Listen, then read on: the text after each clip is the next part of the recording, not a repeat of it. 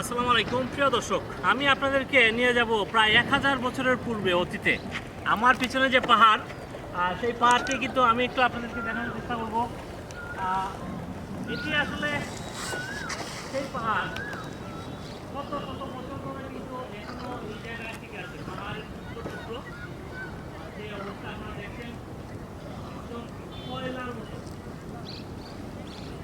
এটি কিন্তু বিশাল পাথরখণ্ড ছিল। সেই পাথরখণ্ড ভেঙে কিন্তু এই পাথর ছোট ছোট পাথরখণ্ডে রূপান্তরিত হয়েছে। এবং আমরা এই মুহূর্তে যে জায়গা আছে, এটি হচ্ছে নীলাদ্রির অপোজিট, যে নীলাদ্রি লেক ভারতের যে অংশ, সেই অংশে পাহাড়ের অংশে কিন্তু আমরা আছি।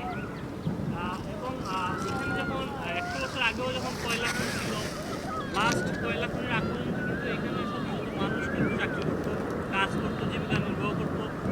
এবং এই পাশটাই হয়তো তাদের ক্যাম্প। একটু সামনে যেতে বলুন। এখনো হাজার হাজার মানুষ আসেন, হাজার হাজার মানুষ বিভিন্ন জায়গা থেকে ঘুরতে আসেন। বাংলাদেশ সহ বিভিন্ন বাইরের দেশেরও কিন্তু পর্যটক যারা আছেন, তারাও কিন্তু এই নীলাদ্রি লেকে আসেন। আমি আপনাদেরকে এই নীলাদ্রি লেকে আসার জন্য দাওয়াত রইল। আমি এই পাশটা একটু দেখাই। এদিকে কিন্তু আরেকটা ইয়ে আছে, আপনার আরেকটা ছোটো টিলা আছে।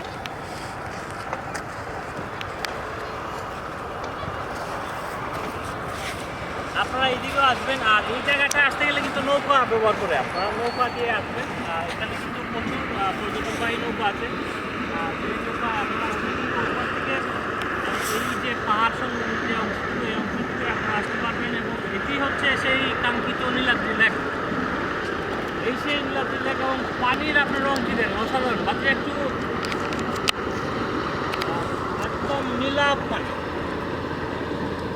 ওই পাশ থেকেই কিন্তু নৌকাগুলো, ওই পাশে থাকে, ওই পাশ থেকেই কিন্তু পর্যটকবাহী নৌকাগুলো এই পারে আপনারা নিয়ে আসবে। তাদের সাথে আপনারা কথা বলে চলে আসবেন, এই অপরূপ সৌন্দর্য দেখে যাবেন। আর যে কোনো ধরনের তথ্য যদি আপনাদের প্রয়োজন হয়, আমার সাথে যোগাযোগ করবেন। আমার মেসেঞ্জারে আপনারা আমাকে নক দিবেন। আমি আপনাদেরকে এইখানে আসা, ঘুরে যাওয়া পর্যন্ত যে কোনো ধরনের সার্বিক সহযোগিতার জন্য আমি সার্বক্ষণিকভাবে প্রস্তুত আছি। কারণ হচ্ছে কি, আমি চাই আমার এলাকার সৌন্দর্য মানুষ দেখুক, আমার এলাকার সৌন্দর্যের কথা মানুষ জানুক। এবং যারা বাইরে থেকে পর্যটক আসবে, তারাও যেন এই সৌন্দর্য বাইরে গিয়ে প্রকাশ করেন। সেই প্রত্যাশা থেকেই আমি পর্যটকদের সাহায্যে নিজেকে নিবেদিত করে রেখেছি। অনেক পর্যটকরাই কিন্তু আমাকে ফোন দেন বিভিন্ন জায়গায়, ঢাকা, কক্সবাজার, চিটাগাং, রাজশাহী। তো আপনারা যদি আসতে চান, আসবেন, আমাকে ফোন দিবেন, টেক্সট করবেন।